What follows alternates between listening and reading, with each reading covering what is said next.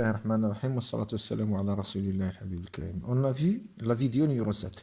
On a vu dans la vidéo numéro 6 que le domaine de définition de la fonction racine carrée de 3x moins 1 sur x moins 3 est moins l'infini 1 tiers union 3 plus l'infini 1 tiers inclus 3 exclu. Maintenant, on va voir le domaine de définition de 3x moins 1 sur le domaine de définition x moins 3 et on verra est-ce que ces deux fonctions ont le même domaine de définition vu qu'ils se ressemblent au point de vue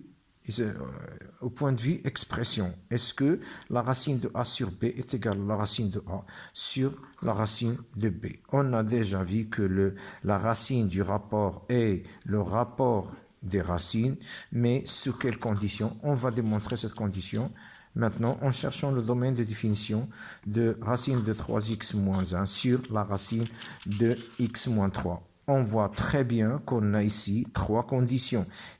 J'ai deux racines, donc j'ai deux conditions. Pas comme celle-là. J'ai une seule racine ici, donc l'intérieur de la racine est tout ça. 3x moins 1 sur x moins 3. C'est ce qu'on a vu ici. 3x moins 1 sur x moins 3 doit être supérieur à 0. Par contre, ici, on a deux racines. Donc, je dois traiter les deux racines à part. Il faut que 3x moins 1 doit être supérieur à 0. Et il faut que x moins 3 doit être supérieur ou égal à 0. Ça, ce sont les deux conditions. Puis, j'ai une troisième condition, c'est quoi? C'est j'ai un dénominateur ici. Il faut que la racine carrée de x moins 3 soit différent de 0. Donc,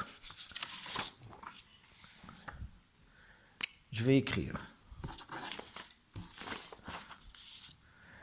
f de x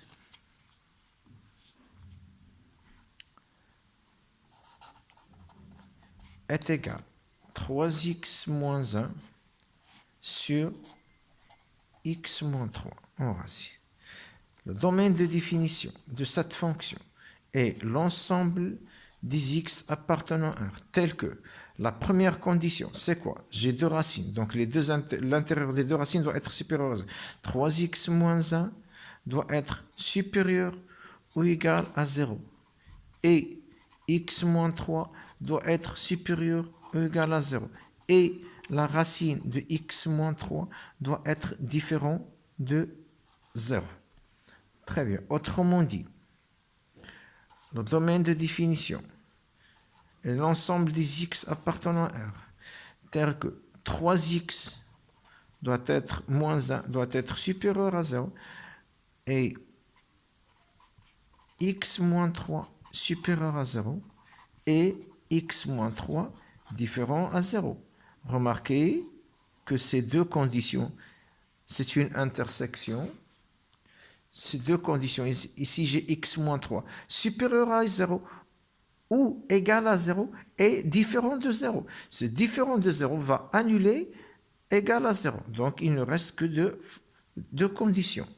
Et l'ensemble des x appartenant à R, tel que 3x moins 1 supérieur ou égal à 0 et x moins 3 supérieur strictement à 0.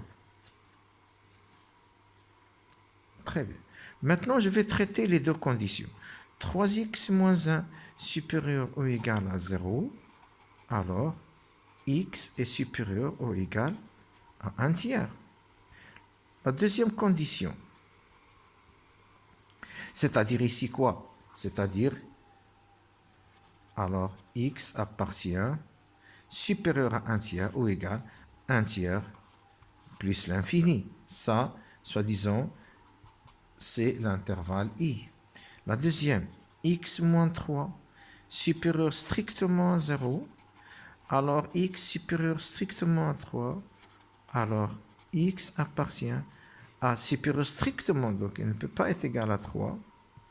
3 plus l'infini, ça c'est j.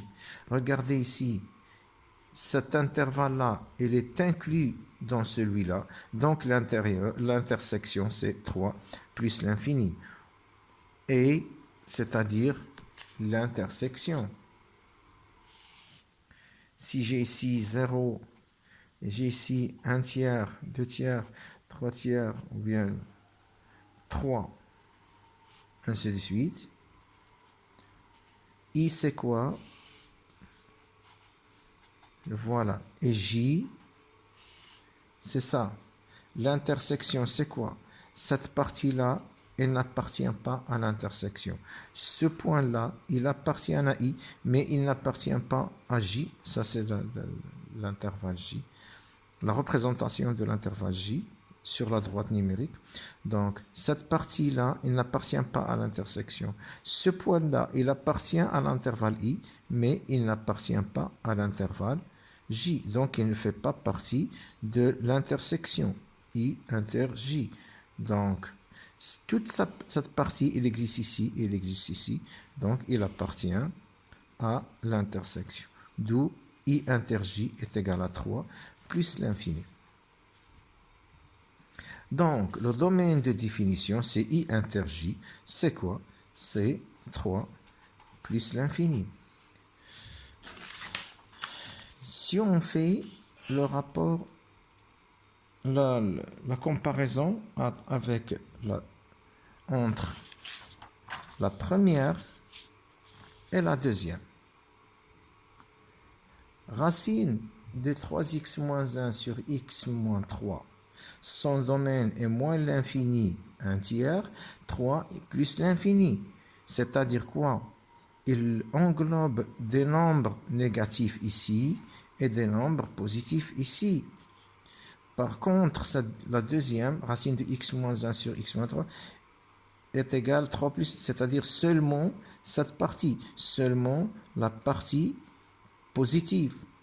Donc, le domaine de définition de la question numéro 9 soit égal au domaine de définition de la question 10 si les deux intervalles sont positifs.